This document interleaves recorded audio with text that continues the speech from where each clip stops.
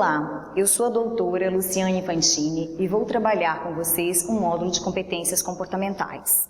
Minha formação: eu sou psicóloga, mestre em educação, doutora em serviço social, Master Coach Condor Blanco, tenho 17 anos de experiência no ensino superior e 17 anos como psicóloga clínica.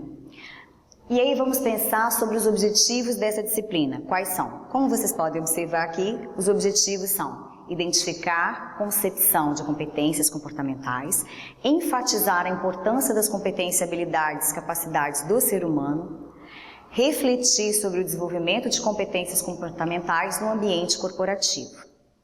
E aí vamos começar com uma pergunta: o que são competências comportamentais? Bom, definindo competência, nós podemos falar que existem diferentes enfoques. As visões podem se apresentar desde uma simples transposição da palavra habilidade para posições técnicas ou gerenciais, até como sendo aspectos relativos ao trabalho e a características individuais intrínsecas. Essa é uma citação de Rico, 2004. Existe uma outra citação de Fleury e Freire, são autores bastante gabaritados nesse assunto competências, que eles irão definir competência como um saber agir responsável e reconhecido, o que implica em mobilizar, integrar e transferir conhecimentos, recursos e habilidades que agreguem valor econômico à organização e valor social ao indivíduo. Para Perrenot, competência é vista como a capacidade de mobilizar diversos recursos cognitivos para enfrentar um tipo de situação. Macedo, uma outra citação, a quarta citação que nós vamos trazer para o mesmo conceito de competência. Macedo vai resumir as ideias de Perrenot sobre competência e vai considerar que competência aparece de acordo com 3 características. Primeira característica, tomada de decisão. Segunda característica, mobilização de recursos e saber agir enquanto construção. E terceira característica, coordenação e articulação de esquemas de ação ou de pensamentos. Ou seja, definindo esses 4 conceitos, trazendo esses 4 conceitos, nós podemos observar que existem pontos em comum, como nós podemos observar nesta figura aqui do lado. O que nós observamos nessa figura?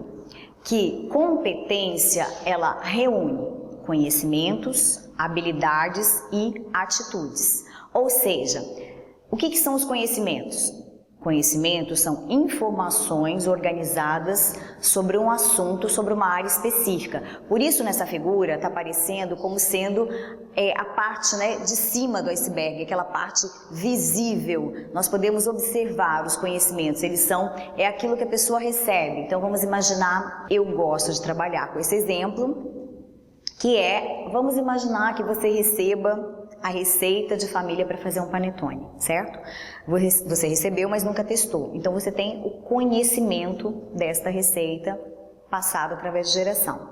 Aí, vamos imaginar que você queira, então, fazer essa receita, ficar bom nisso. Você vai desenvolver, então, uma habilidade. E como você vai desenvolver uma habilidade? É o aspecto observável, você tem que fazer. E repetir várias vezes até que você adquira a habilidade de fazer a tal receita. Mas, para ter essa habilidade, você precisa de uma atitude. Por isso que a atitude é a parte que está mais funda aqui nessa figura do iceberg. Ou seja, você tem que querer fazer. E para isso, mais fundo ainda, está o conceito de motivação. Ou seja, você tem que ter uma energia, você tem que ter uma força que vai levar você à ação e que vai levar você a desenvolver essa tal competência. Ok? Então, de maneira geral, o que nós podemos definir como competência? O saber fazer, o saber ser e o saber agir. O saber fazer, ele diz respeito a essas dimensões práticas, que é você realmente executar. O saber ser, ele vai incluir traços de personalidades, de caráter, que vão ditar os comportamentos nas relações sociais de trabalho, como a capacidade de iniciativa, de comunicação, de disponibilidade para inovação, ou seja, é uma atitude comportamental. Você vai ter que ter, né, ali uma vontade, e isso tem a ver com traços de personalidade. E o saber agir, que está subjacente à intervenção ou decisão diante dos eventos. Como, por exemplo, saber trabalhar em equipe, ser capaz de resolver problemas, realizar novos trabalhos diversificados e por aí vai. Aqui nessa figura, nós podemos ver a hierarquia de necessidades de Maslow. E por que essa hierarquia é tão importante quando nós falamos de competência? Porque, para que nós possamos entender a motivação, que seria esse motor para o desenvolvimento das competências, nós temos que lembrar que as nossas motivações, elas estão relacionadas de acordo com essa hierarquia de necessidades. Ou seja, nós temos necessidades fisiológicas, que são as necessidades de comer, né, de alimentação, de excreção, de sono, de dormir, e por aí vai. São necessidades ligadas ao corpo, né? As fisiológicas são as primeiras que nós temos necessidade de satisfazer. Depois, né, ali em azul, nós temos as necessidades de segurança e de proteção, que seria essa necessidade do ser humano de se sentir acolhido, de se sentir protegido, de ter um lugar para dormir que não corra risco, que não tenha perigo de violência, né? Desde os primórdios, os seres humanos buscam refúgio nas cavernas como forma de se sentir protegidos, e de fato, né, era uma necessidade de segurança e proteção para que a espécie pudesse sobreviver. Satisfeitas essas duas necessidades, nós temos então a necessidade de pertencimento. O que é essa necessidade? É a necessidade de fazer parte de um grupo, de ter uma identidade de grupal, né? De estar inserido numa família, num grupo de trabalho, numa equipe de voluntários, enfim, de você fazer parte de uma equipe. É uma necessidade do ser humano. E esse pertencimento também, ele diz respeito a uma necessidade de amor. Nós temos necessidade de amar e de ser amados, né? Depois, né, na quarta camada dessa pirâmide, dessa hierarquia de necessidades de Maslow, nós temos as necessidades de estima e de reconhecimento. E o que seriam essas necessidades? É a necessidade de você se sentir bom em alguma coisa, de você sentir que você consegue desenvolver algo, né, que você é reconhecido pelo trabalho que você desenvolve. E por fim, nós temos a necessidade de autorrealização, que é, em termos de hierarquia, a última a ser satisfeita, mas que ao mesmo tempo é a mais importante. Em que sentido? Você satisfazendo essa necessidade de realização, você consegue os objetivos mais nobres da sua vida, né? Então, em termos de hierarquia, ela seria a última a ser realizada, mas ao mesmo tempo aquela que traz mais motivação para o ser humano. Bom, e o que a necessidade tem a ver com a motivação? Na verdade, se nós olharmos agora esse modelo aqui, esquemático da motivação, nós vamos observar que justamente essas necessidades, né, que seja para você trabalhar, que seja para você comer, que seja para você passar no vestibular, essas necessidades, elas aparecem, elas são do ser humano. Por isso que não é correto falar que o fulano motivou alguém, que o professor motiva o aluno. Não, a motivação parte de uma necessidade, e a necessidade é intrínseca, é do ser humano. Então, essa necessidade, esse impulso, né, que está de acordo com uma hierarquia, ela vai gerar no ser humano uma tensão, ou seja, essa vontade de fazer algo. Essa vontade de fazer algo, ela vai estar sendo... Aí sim nós podemos falar que o fulano incentivou. Então existem no ambiente, nos ambientes, né, pelos quais o indivíduo passa, que ele integra, existem oportunidades e que vão fazer com que ele se sinta mais motivado. Mas a motivação veio antes, ela veio dessa necessidade. Então o ambiente vai agir nesse sentido, de fazer essa tensão, essa vontade virar então um esforço efetivo. Esse esforço efetivo vai fazer com que o indivíduo tenha uma ação, um desempenho. E aí é claro, né, quanto mais ele treina, melhor ele fica, mais habilidade ele vai adquirir, como nós podemos observar aqui. E isso tudo vai gerar recompensas. Essas recompensas vão então satisfazer aqueles impulsos primários. Esse é o ciclo da motivação. Mas vejam bem, muitas vezes não há recompensas, há frustrações. E é aí que desencadeia toda essa corrente, né, do indivíduo não conseguir se colocar, não conseguir desenvolver uma habilidade, uma competência, porque a ação dele levou ao fracasso e não ao sucesso. O que o indivíduo tem que fazer nesses casos? Quando a ação dele leva ao fracasso, revisar onde ele errou e tentar novamente, ou seja, aí entram algumas habilidades, características que são de personalidade, entendem? Algumas pessoas irão desistir logo de começo e outras irão persistir e vão fazer com que aquela atitude seja então eficaz, certo? Então o desempenho é produto de esforço e da habilidade dentro de um contexto de probabilidade de desempenho. E aí algumas perguntas que são importantes nós nos fazemos todos os dias, né? Para tentar desenvolver essas habilidades, essas características nossas que estão adormecidas. Uma delas é: o que te motiva a levantar todos os dias? O que te motiva a fazer o que você faz hoje? Qual o seu propósito? Qual o seu grande sonho? Então essas perguntas vão fazer com que você tenha esse olhar interno, e esse olhar interno, esse autoconhecimento vai de fato fazer com que nós possamos ter clareza do o que nos motiva, certo? Como mostra a figura aqui. Bom, dando sequência, indo mais adiante, o que nós podemos observar? Que existe hoje uma exigência para que nós possamos desenvolver competências, né? E aí uma outra perguntinha importante: por que então desenvolver competências comportamentais? Eu gosto muito dessa figura, acho que vocês já devem ter observado, que fala do cenário atual de mudanças, em que existe hoje uma loucura de mudanças no mundo corporativo, fora do mundo corporativo. O ambiente, né, que nós vivemos doméstico, ele é invadido pela tecnologia. Existe hoje globalização, inovação tecnológica, novas economias, novas tendências de mercado, competitividade, né? Disse que nós estamos na era do conhecimento, na era da automação, os blocos econômicos. E aí, assim, diante disso tudo, né, por mais que seja difícil nós acreditarmos, mas quem faz a diferença efetiva são as pessoas, como vocês podem observar. Como assim, né? Por que, vocês poderiam me perguntar, por que as pessoas é que vão fazer a diferença? E aí, né, algumas pessoas pensam que a tecnologia está tirando o lugar das pessoas do mercado de trabalho. Será que a tecnologia está realmente tirando o lugar das pessoas no mercado de trabalho? Algumas pessoas acreditam que sim, que a tecnologia entra e ocupa posições e vagas de emprego que eram ocupadas por pessoas e essas pessoas acabam sendo demitidas. Se olharmos para essa ponta, de fato isso acontece, mas a questão é, a inovação tecnológica, ela imediatamente tira, mas ao mesmo tempo, na outra ponta, ela cria novas oportunidades.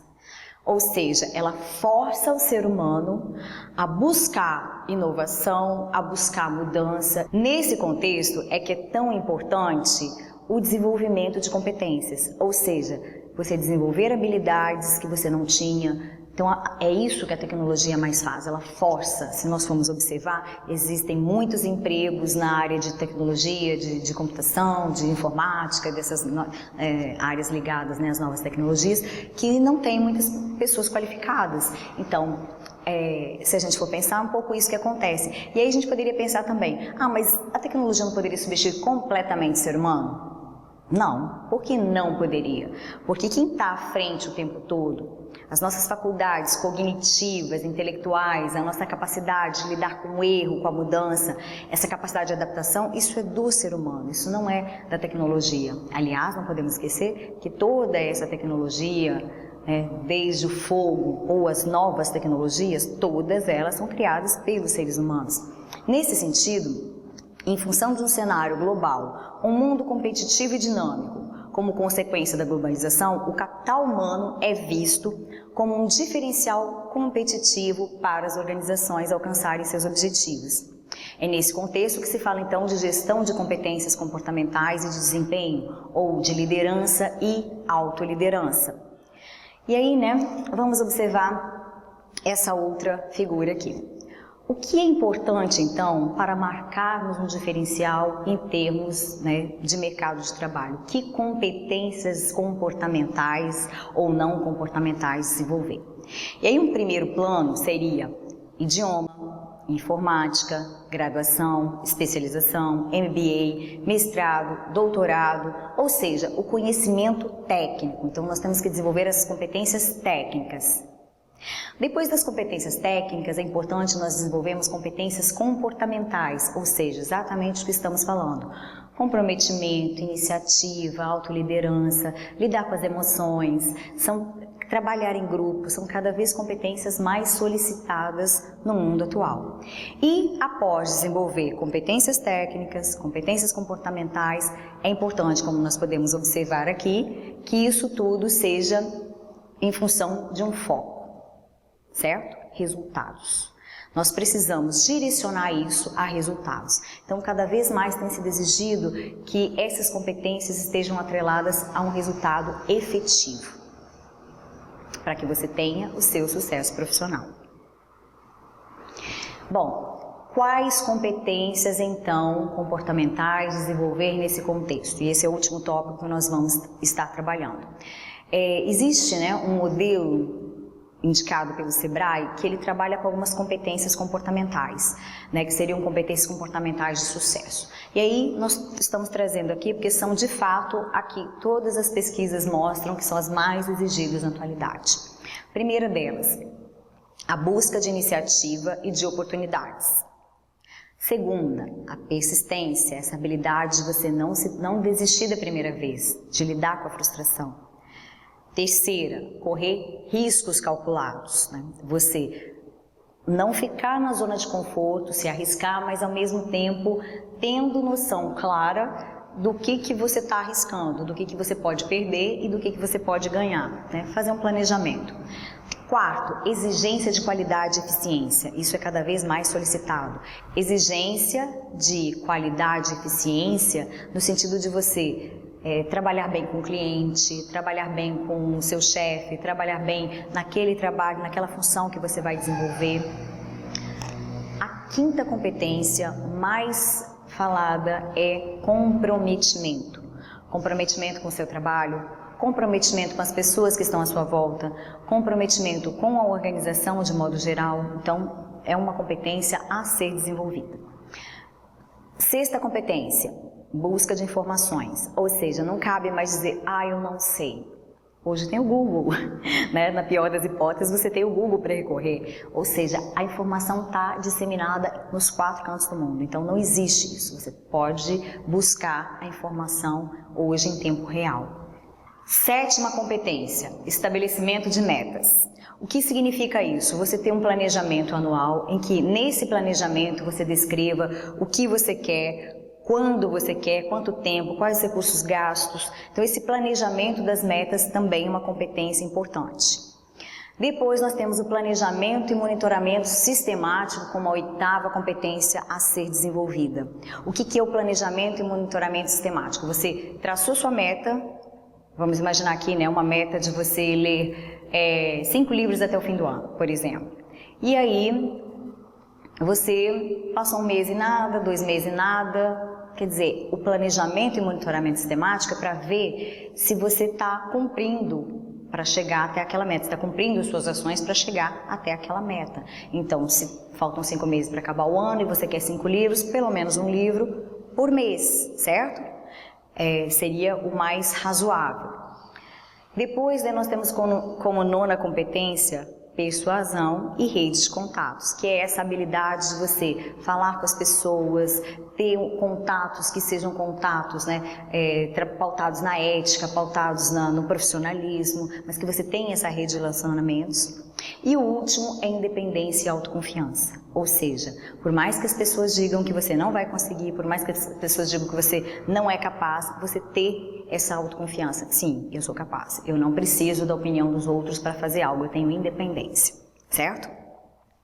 E aí fica uma dica, né? Como nós podemos observar nesse último slide aqui, acabe com suas crenças limitantes, vá para a ação. Sempre que você tem medo de fazer algo, de arriscar, é importante tentar, vai para a ação. Pautado no conhecimento, pautado em toda essa riqueza de informações que nós temos na atualidade, mas isso é extremamente importante. E uma outra coisa, né? Sempre se pensa que o ser humano já nasce com habilidades prontas, com competências prontas. Isso não é verdade. Nós vamos desenvolver competências, por isso é importante sempre ir para a ação. E nesse momento, muitas vezes, aparecem sabotadores, né?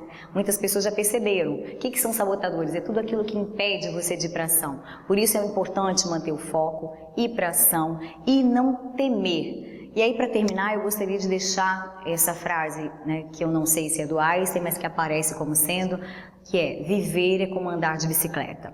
É preciso estar em constante movimento para manter o equilíbrio. Obrigada e bons estudos!